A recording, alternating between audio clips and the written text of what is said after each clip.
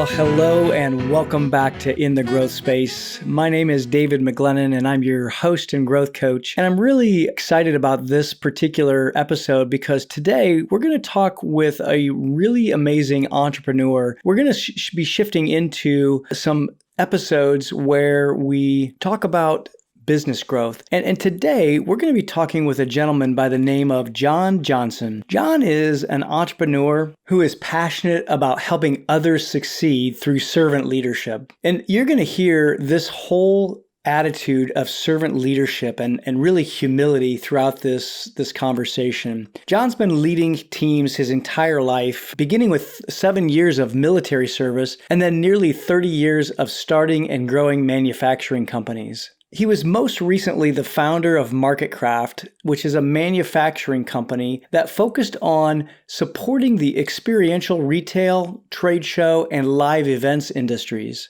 His customers included Nike, Adidas, Columbia Sportswear, the North Face, Doc Martens, Whole Foods, and many other premium consumer brands, and sold it to SGK, which is a Matthews International company, in 2017. Now, John resides in Oregon with his wife and dogs and enjoys spending his time fly fishing, mountain biking, and all things outdoors. Even though he is retired, he continues to mentor and advise startup companies and early stage growing companies. A couple of the things that I really reflected on after this conversation is that John really has an outward mindset and an outward focus that really helped him to grow his business. You're going to hear him talk about believing in the people that he has working with him and helping them grow and how important that was. You're also going to hear him talk about the value of mentorship and having someone or a group of people that really believe in you and that guide you and give you their experience,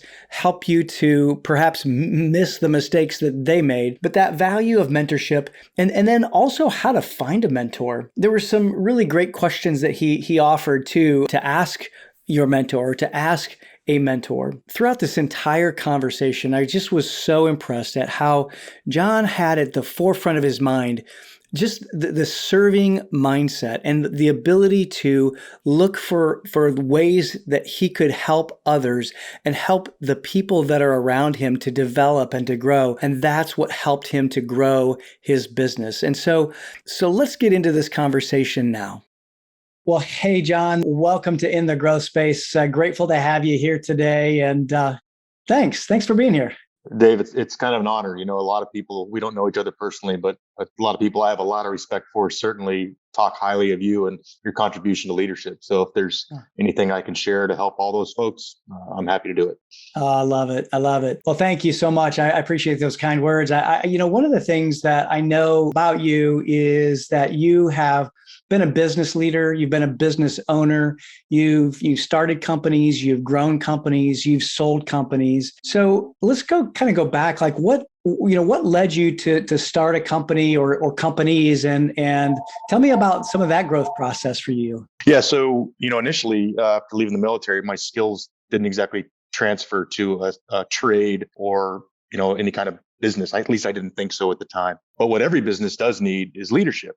And they need people who understand what it is to set a goal, have a mission, assemble the resources, and move the team towards that goal. Mm-hmm. And so I kind of figured that's all I had. I didn't really have any education. So I joined a really small company that was a manufacturing company when there was 3 or 4 employees. Mm-hmm. And over 17 years, we grew that company to nearly 100 employees, and I was able to earn a small equity stake. That experience of going from the shop helper to the VP of operations instilled in me that how satisfying it was to have people and grow this thing from something to nothing, and see the people grow from maybe even an unskilled laborer to an executive. And that experience for me, I really thought, what I really want to do now that I've accomplished this and this company's gotten probably as far as I'm able to take it, given my skills and experience, I really want to do this on my own and see if I can do something from nothing, And so I did. I walked away from a very comfortable executive position and was quickly unemployed with a 3-year non-compete contract. Oh, man. So that was a humbling experience. But I knew in my heart what I really wanted to do was prove, probably as much to myself as anyone, that I could start something from nothing. And by believing in people and helping them grow, that I could grow as well. And that's been the tenet of my success since I was in the early days in the military is, my greatest contribution was helping other people succeed. And by that, I was able to succeed. But the focus was never on how good can I do? It's how can I help Nick, who's 14 years old, become the president of a company, right? Or maybe someday own his own company. And that's really what it drives me passionately. Even today, when I'm technically done working, I talk about business all the time. I talk with young business leaders, and that's really my main sentiment is, your job is to make everybody else successful. Oh man, I love that, and it reminds me of the Zig Ziglar quote, that you'll get everything that you want when you help everybody else get what they want, and that 100%. whole mindset, so good. So, what was it like going from that laborer to the executive? I'd love just to kind of like, how did you like make that transition? I mean, because I'm sure it's a process, obviously, but how did you make that jump? Well, I'd love to tell you that there was a long strategic plan involved. Certainly there wasn't. Again, I go back to, I really didn't have any education. I got mine in the military. I didn't have any connections, but I did know how to work hard. And I did understand that helping the company succeed was more important than helping me succeed. Yeah. And by doing that and always focusing on what could I do to make the company better and the people around me better and get them the tools and the training and the teammates, it just sort of like got pushed up the ranks. I never really said I want to be the VP of operations or I want to be the installation manager or the production manager. I did what I thought should be done to help the team succeed. And somehow I got, moved up into positions and learned 30 years of mistakes along the way. It was great. It was a great education. Yeah. No better way just to kind of walk through the challenges as you're navigating, moving up, so to speak, in the organization. I think young people could do well to focus on what they're doing to help the company succeed, but also keep your eyes open around you. And if you see someone else struggling or a process that from a past experience might be better, don't be afraid to speak up and try to help those other people succeed. I see a lot of young people get really focused on their own success and they've got a growth plan and a strategic plan of how they're going to get there. Yeah. And they don't leverage all that stuff that's around them. And when you start helping those people or someone who's struggling and the team gets better, your own stock starts rising. Yeah. Not because you're doing it for yourself. Yeah. It's kind of a servant leader basically. Yeah, absolutely. Absolutely. Well, and how important was, that for your own success? Like how did you like look around you and like how did you, find opportunities to kind of help others? Maybe not so much, as well, I guess maybe as you were rising in the ranks from laborer to executive, I guess. What led you to that? Maybe I don't know. I think from a really young age, I found my own self-worth in helping other people. Didn't matter whether I was a baseball team or the military, a small company, volunteering effort, something like that. It's just that's sort of where I get my emotional fuel from. Sure. And so it's nothing that I learned anywhere along the way. But to this day, if we have a conversation and you're struggling with a home remodel, I'm going to chip in and talk to you about some mistakes that I've made and help you.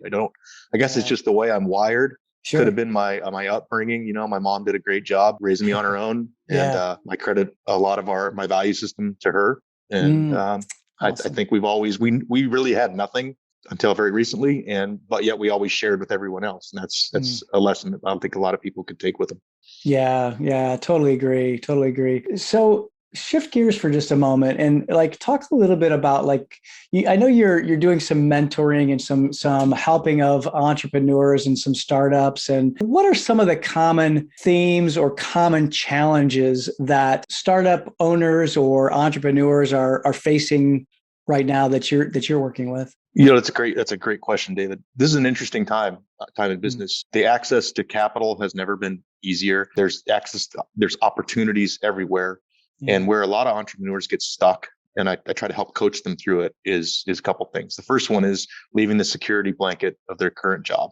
Yeah. And just helping them swallow the realization that you may go without a paycheck for 6 to 12 to 18 months. Yep. That's the risk, right? Yeah. You have to balance the opportunity with the risk. But the thing, what most people get stuck at is the silliest thing. There's a great book by Richard Kiyosaki called The Art of the Start. Yeah. And, his first thing is, if you want to start, just start. Yeah, And right. you don't necessarily have to quit your job and mortgage your house and invest your life savings to start a business, And I really encourage these young folks to just start, know where you're going, know what your goal is, and start.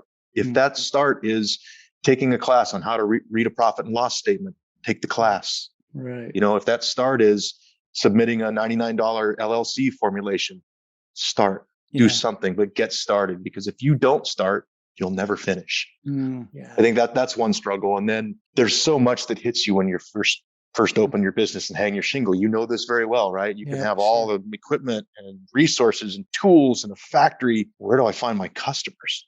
All right. What do I sell them? Am I selling them the right thing? Am I solving the right problems? I mean, those are the things that keep you up at night. And, anybody that gets into it, whether it's one person business or 1,000, it's not an 8-hour-a-day job. It's a 24-hour-a-day job. Yeah. And you got to be ready for that. You got to be ready for it. Yeah. How did you brace yourself or prepare yourself for that kind of an environment? It was trial by fire, David. I'll tell you a great lesson that I learned, while moving up the ranks of that manufacturing company. I did not fully appreciate how hard it was to find, cultivate, and grow customer relationships. If you had a product and you needed it made, I could find you the guys, train them, find the equipment, move buildings, do all these things to help the company grow. And I just did not appreciate how hard the other side of the business was. And I learned that lesson the hard way, like everything, when I opened my own business. I found a couple of the best people that I knew. I leased a building from a friend. I scrimped and saved and bought equipment. I had everything in place. And I opened the doors and the customers didn't rush in. And build it and they did not come, right? They weren't there. I just, I was so naive, so it was such a humbling moment. And to this day, I just shout out to my old partners. I didn't fully appreciate how hard that part was and how critical it was. And I think I flipped the script in my brain that anybody can lease a building and find equipment.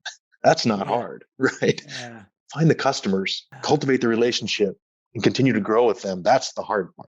Yeah. That's the hard part. Yeah, for sure. Same with your employees. How do you meet the right employees? How do you convince them to come to work for you? How do you get them the tools and the training and the teammates that they need? It's a lot of work. Yeah. Anybody that doesn't think that, they're wrong. I can tell you they're wrong.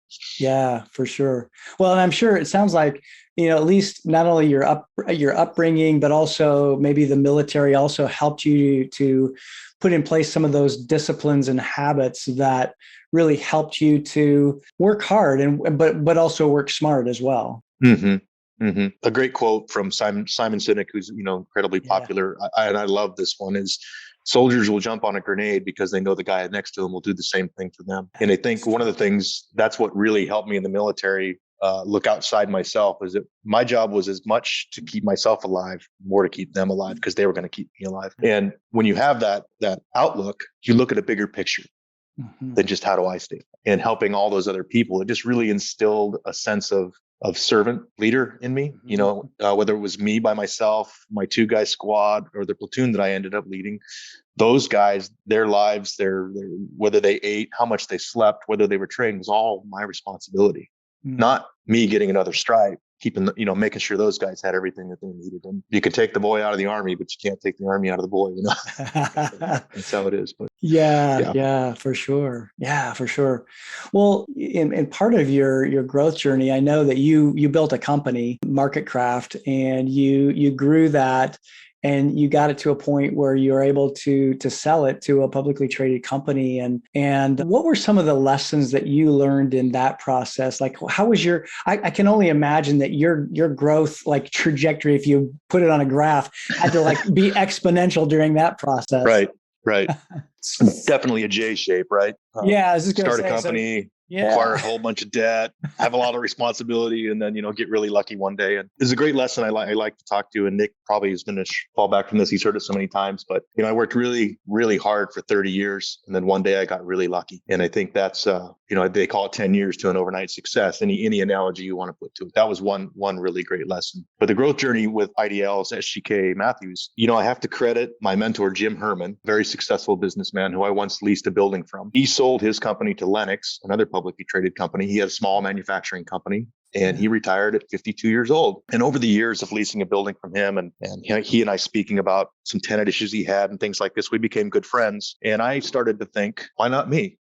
Maybe I don't have the education or this, but why couldn't I do that? And so, I started sort of shifting our conversations more towards business. And the more I humbled myself and asked him, the more he told me. And that mentoring relationship, I credit 99.9% with the success of MarketCraft and being able to sell to a company. I don't think that I would have thought it was possible for me. I wouldn't have known how to frame the company. I wouldn't have known how to run it because you run it different if you're trying to earn a bunch of money than you are if you're trying to sell it or grow it. I mean, there's different phases of a business. And sure, Jim was so open with his guidance and advice, and he never really would answer any question directly, but he would let you know what to think about, what experiences he had.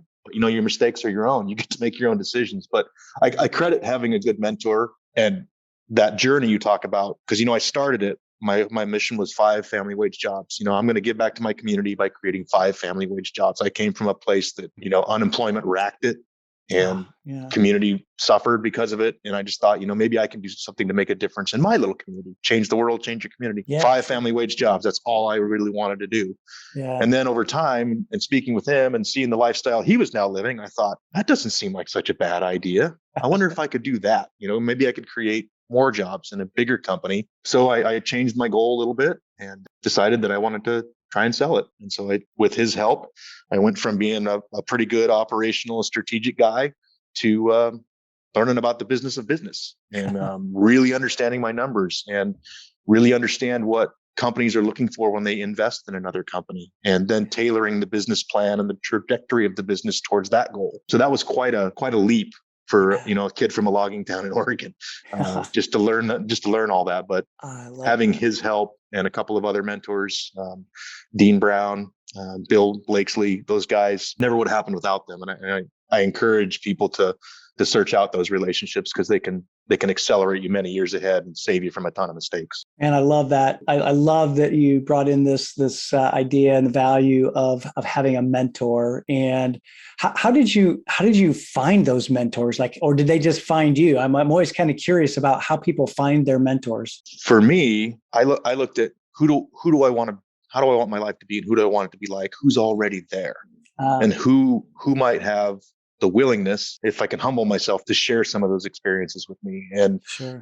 I made the friendship first. I was never after. I didn't look to Jim to be more my mentor. I started by helping him with some tenant issues that he had, giving him a little bit of advice and working through some things. And I just thought, God, why couldn't I could learn so much from this guy? How could I do this? And so I started taking him and a couple of these other guys. I'd take them to lunch and say, can I just hear about your experience? What made you successful? Would you share some of that with me? And that's how the relationship started. So I want to be like you. How would you recommend I get there? What mistakes did you make? Things like that. Just, kind of the more you humble yourself, the more those people will tell you. Yeah. Is the way I look at it. And then to share it free. I never asked Jim for a penny, even though had he probably would have helped me finance it, but it would have changed our relationship. Yeah. And I just think I love the fact that you talked about friendship first and really just being a friend and being interested in them. And it sounds like you learned how to ask great questions as well, because I think I talk to my emerging leaders all the time about the value of asking questions rather than thinking that you have all the answers. Yeah. How important was asking those questions and really finding the good questions for your mentor? Invaluable. invaluable. I learned, I heard something, and he probably wasn't the first person to say it, but one of my first customers early on was Orville Roth, who built a small grocery chain empire out here in Oregon. And he once said, John, you got 2 ears and one mouth, use them in proportion, Oh yeah. and my dad that was told a me good the one, right? exact same thing. Right. And I think learning to ask those good questions was hard, because you get this sense that you're the owner and you know everything, and you've got a strategic plan and your business plan, and you know where you're going. But it comes down to kind of vulnerability and humility. You have to be humble enough to ask questions that you think you know the answer to, but get somebody else's perspective. And I think a lot of people could do well to do that. Just like you said, it's better to ask good questions. And the best questions, I think, are not tactically, how did you do this, but more like, what are a few of the secrets to your success? What mistakes did you make? What regrets do you have? What would you do differently if you had it to do it again? Because then those aren't tactically telling you to do this, but they give you a way of frame your way of thinking. Right. Yeah, for sure. I love those. Yeah, absolutely. And it's looking for the lessons. It's like you're mining for gold, and you got to kind of be able to kind of filter out some of the things, but you have to be able to use the stories, use the regrets, use the lessons that they've learned to be able to find your own path. Yeah. They're deeper questions, not where did you get the money? Yeah. How did you prepare to look for financing? How did you talk to investors? Who did you, those types of questions. So it's like you think about the question you want to ask and the answer you want, and then go deeper, and then go deeper again, and try to get to the root of what you really want to know. Well, and to go deep like that, you have to be a friend. I mean, you have to be able to have a trusting relationship first, right? I mean, you're not going to just ask a question that's that deep and somebody that you just met or you have a superficial relationship with. It all starts with you helping someone else. It's the way our brains are wired. It's the theory of reciprocity. Comes from millions of years of evolution and animals and people. And the more you do for others, the more you're accepted into the group, and the more they'll try to help you. It's really not rocket science. Even I understand it. Right. Well, and that makes me actually think too about this idea of kind of having a tribe and having almost like, I don't know if you're familiar with the book Tribe of Mentors by Tim Ferriss, but it's a huge book, and he kind of takes a look at different people in their lives. And I'm just curious, and it sounds like you've had several mentors. It wasn't just one, it was like a group of people. And how important was that input into maybe your own mindset and changing your mindset from a laborer to a business owner and leader who now is, selling their business and being able to get to where you are today? How important was that tribe of mentors for you? Just not just one, but a multitude of them. And again, I overuse the word invaluable, but I grew up without a positive male role model. Okay. And beginning early on with the military, it was my first experience with that. I tried very hard to find someone that I really respected and looked up to, and listen to him as much as I could, because it was 18 years that I didn't have that. Yeah. And it just paid off so well that it became part of who I am. I mean, to this day, I've had some success and, been incredibly fortunate, but I still, to this day, I look up to Jim Herman and Dean Brown, and there's these positive role models who have done things very differently, gone very different paths, and just so much to learn from them. At least for me, there was so much to learn from them. Yeah, I love it. So how do you keep yourself growing these days, John? I mean, I know that you're done working. Yeah. Not really. I mean, but yeah, talk about like, how do you keep that growth path? Because I know that there's a lot of people out there that think they want to retire, but really that's not the, kind of the be all end all from what I hear. Yeah. And especially if you're a bit of a type A personality where you always got to be doing something. So, there were a lot of bets on the table that I'd be back in business in 12 months. So all those people lost money. Yes, they did, didn't they? They did. But I do spend a lot of time talking and thinking about business. And my growth path right now is I'm striving to become Jim Herman or Dean Brown, and give back as much as was given to me, because if those guys gave to one person, to me, and I could give to 5 people, and those 5 people give to 5 people, it becomes a big snowball, big flywheel momentum effect. And so I spend a lot of time, even me, reaching out to people that I want to mentor, right? Yeah, Who don't cool. necessarily ask for it or even know that they need it or even understand that they're getting it. That's Yeah, okay. sure. It's a way that I can give back, and it keeps my mind really fresh Yeah, and really on top of solving a lot of problems, which is, I just love it. I mean, if you start talking about any kind of business, my eyes light up and I'm ready to go. I could be under a car fixing the suspension. You start talking about something, you know what we could do? Matter of fact, I've got a couple little business ideas incubating right now. I'm just looking for some people who want to take them and run with them, that I can help yeah, them. I yeah. don't necessarily want to own the business and run it day to day, but I'd love to help guys start it. I've Start. helped 2 startups that are in their first and third year. That Okay. are both growing. I've got 2 mid-stage manufacturing companies that are growing, and a couple people who want to start businesses or transition into a business. And that's what I do with my time when I'm not fly fishing or riding bicycles or something. But Or even then, I'm overlanding, always right? thinking about it. I'm Yeah. broken that way. It's great. No, I think that's amazing because I think that the value of somebody who's been there and who's gone through the process of that growth and building something and developing relationships. I think that there's so much to be learned from that. I mean, I know that we go to school to quote unquote learn things, but I think there's so much more value in learning from other people. I tell the story of my grandfather. I used to go on business trips. I got to Atlanta an awful lot, and my grandpa lived just outside of Atlanta. And so every time I would go there. I would run up and see him and spend a day or an evening with him, just hanging out and asking questions. And man, I learned so much in that few year period when I got to do that.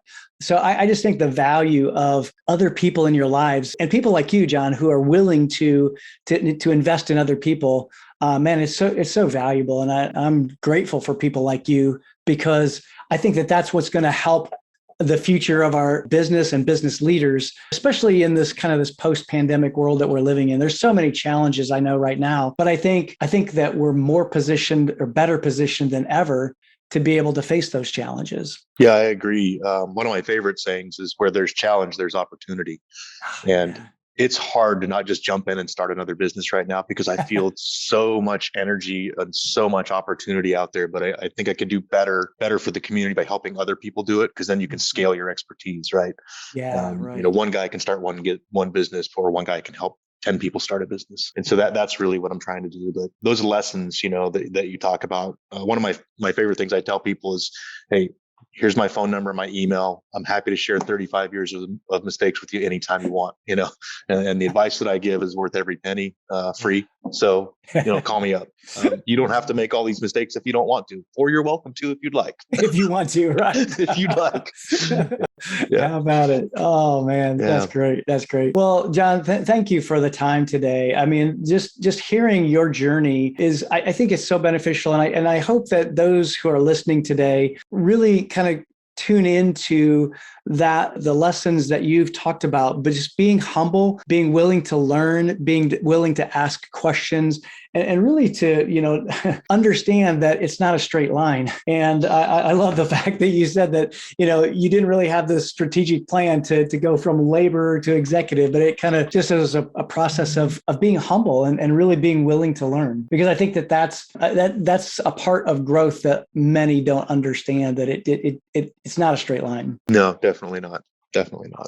Yeah, yeah. Well, is there anything that if you had a message or a billboard to aspiring leaders that you'd love to be able to say and share with them, just to kind of wrap a bow on this conversation? There's probably a couple things, if you don't mind. Yeah, The first absolutely. one is look outside yourself.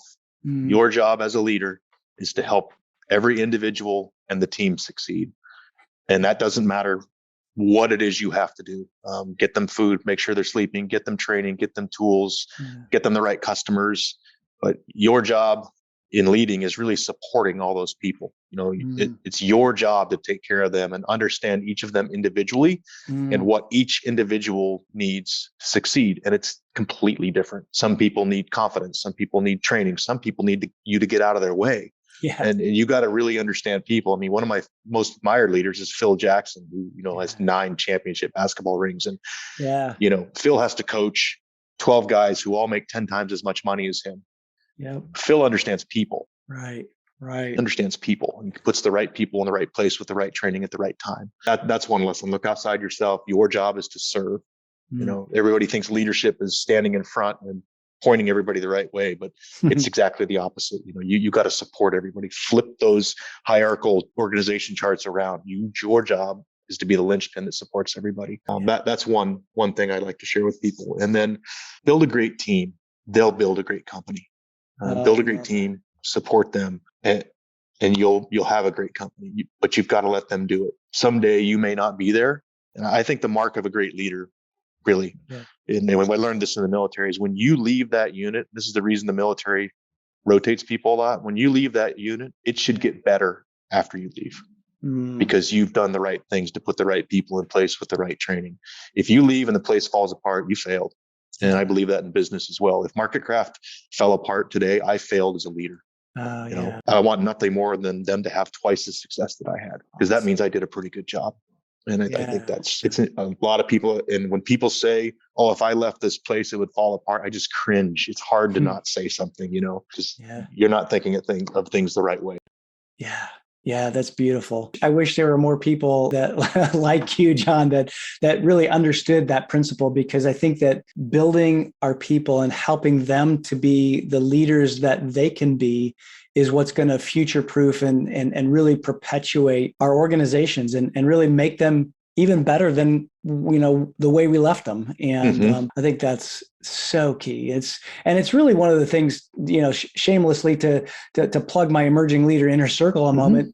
I mean, it's why I do my work with emerging leaders, because I see such potential and such value in helping to build them, and the companies that come and put their people through my program, they see that as well. And I think that's how, to me, that's how we can impact the future of business, in my view anyway. I just think that building our leaders and growing them, just like you were saying, John, so important.